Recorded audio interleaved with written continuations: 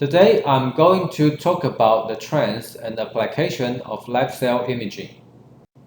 Before we start, I want to show you some sample images and video. Here we can see a tumor cell cluster formation after 12 hours and after 24 hours.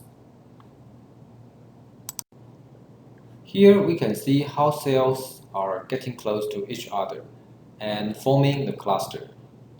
With video, the entire process is very easy to understand.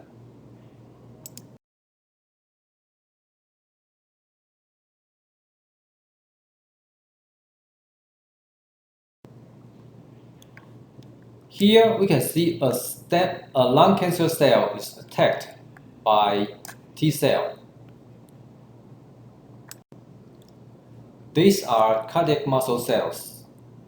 As we can see, they are contracting. These cells are driven and differentiated from cultured stem cell on an elastic matrix. In this slide, we put some stem cell on a dextran matrix. We want the cell to be settled down to the dextran matrix. Please note that this cell has been settled, so it did not move at all.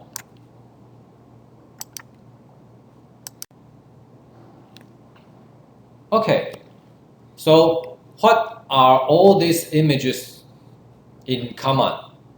They are all living cells, and they are all captured in a cultured and healthy status. So today's topic is to talk about the trend for living cell imaging, and here's the topics. First, let's look at the new trend in live cell imaging. If we search live cell imaging in Google, you will see a lot of results. And also, if you search live cell microscopy, you also get a lot of results.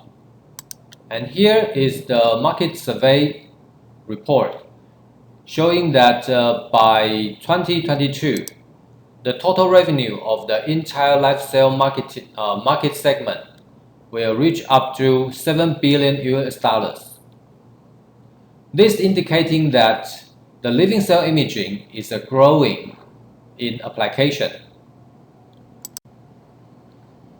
In tradition, if we want to observe cell culture, I think this picture is what you are very familiar. You just simply take your cell from the incubator and put it on a microscope, and you may take picture or you may add extra medium or substrate into the cell and then put the cell back into the cultural environment.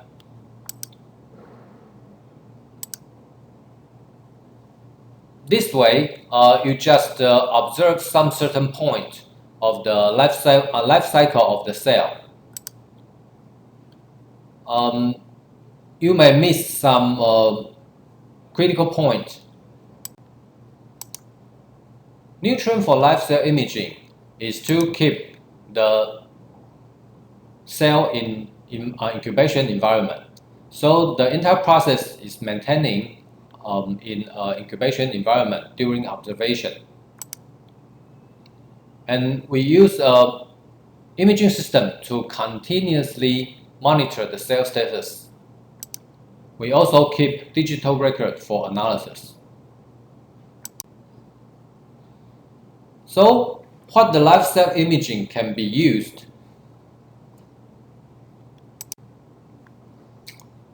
Here is some example. We can estimate the cell count by monitoring the cell coverage and make a graph over the time so that we'll know the confluence or the growth rate of the cell culture. We don't need to do cell counting or MTT assay anymore. And we can also evaluate the dosage or cytotoxicity of the adding drug or adding material to the cell. And we can also evaluate the wound healing process and more application like cell migration or stem cell differentiation. Here in this video, we can see cell moving around and divided into more cells.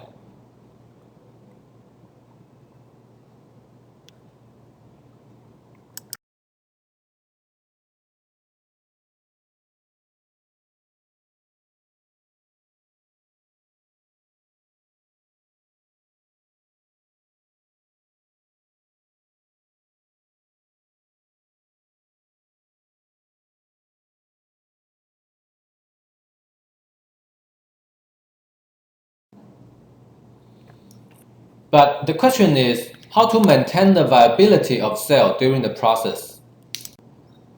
Here's something you need to consider. If you keep moving your cell in and out of the incubator for observation, you are introducing variables. And also, other samples in the incubator are interrupted. And your CO2 consumption is increased. And you are increasing your contamination risk. Also, the imaging interval need to be considered. If you observe yourself in a long interval, you may miss some key moment. So you may get happy cell in the morning, and in the afternoon, your cell become unhappy, and you don't know what happened during the period. And if you want to get shorter interval, you are increasing your workload.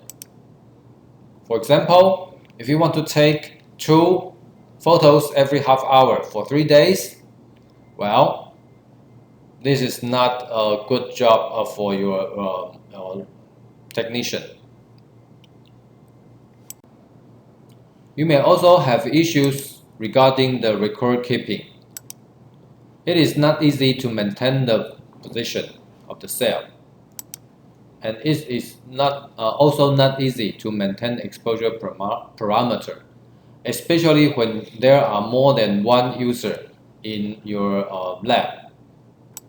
So you may get something like this. Cell position is changing, exposure parameter is changing. So the new concept is the integration of microscope, incubator, and the imaging system. We can use an add-on incubator that can be installed on microscope, or simply use a specialized microscope that can put in the incubator. This can solve the following problems. We don't need to take the sample in and out of the incubator. And we can set time-lapse recording.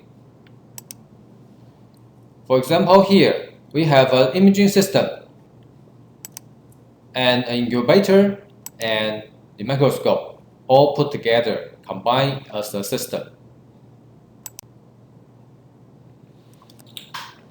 So there are two kinds of options, incubator on microscope or microscope in incubator. Here we'll do some comparison. First, let's talk about incubator on microscope.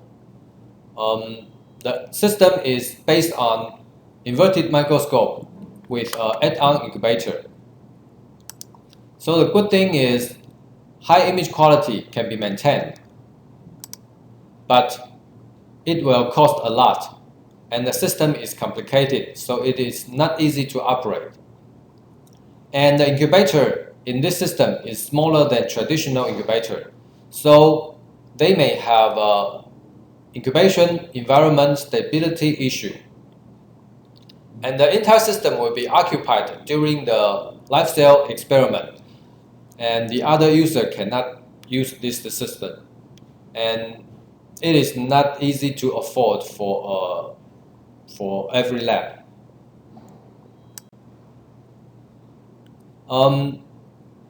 Then let's talk about microscope in incubator.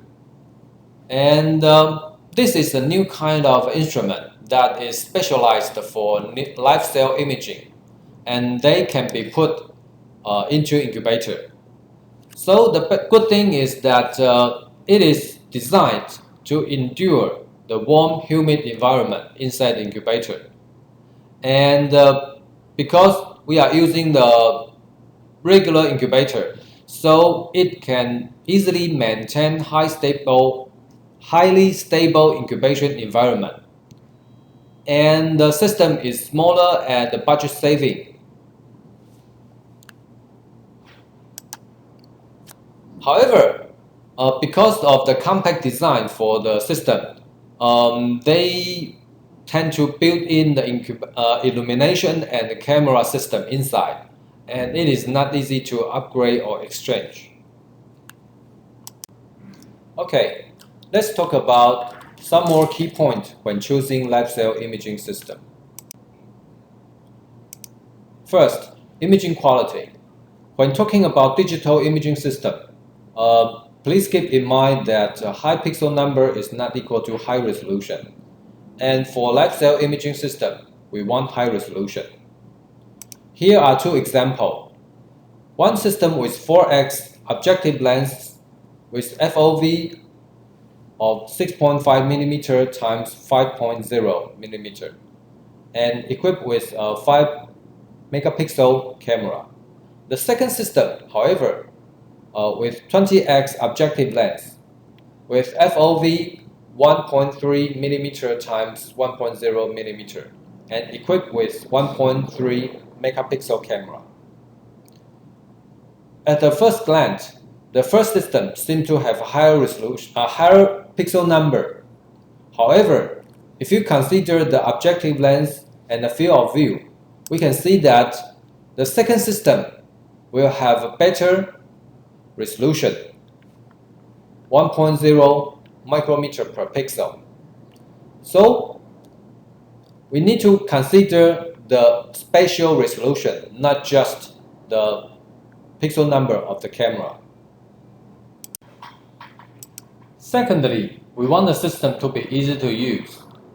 For example, if we have a motorized focusing, then it is no need to open the incubator for focus adjustment. Or, if we can set time-lapse imaging capture, then you don't need to capture each image by yourself. And it is also good to have remote monitoring so that you don't need to get to the lab to see your image. You can see the image remotely from your own computer or mobile phone. And then the expandability. We want the system to be flexible in configuration so that it can cope with the future need for the experiment. For example, can we have exchangeable lenses?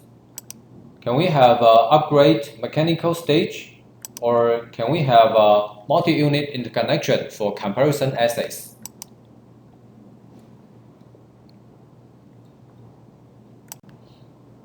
Finally, CP ratio.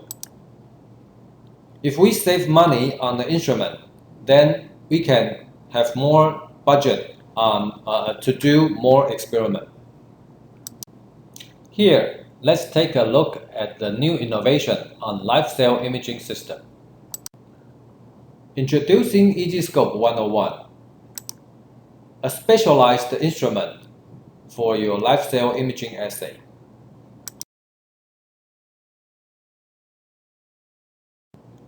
Here's the conclusion.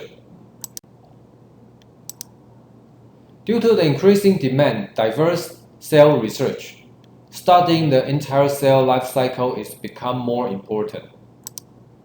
A live cell imaging system is the solution to these demands. A specialized live cell imaging system could help increasing the efficiency of the cell discovery. Here is the brief introduction of Blu-ray Biotech. We are a biotech instrument manufacturer based in Taiwan with more than 17-year experiments. And I hope you enjoy the presentation today, and thank you.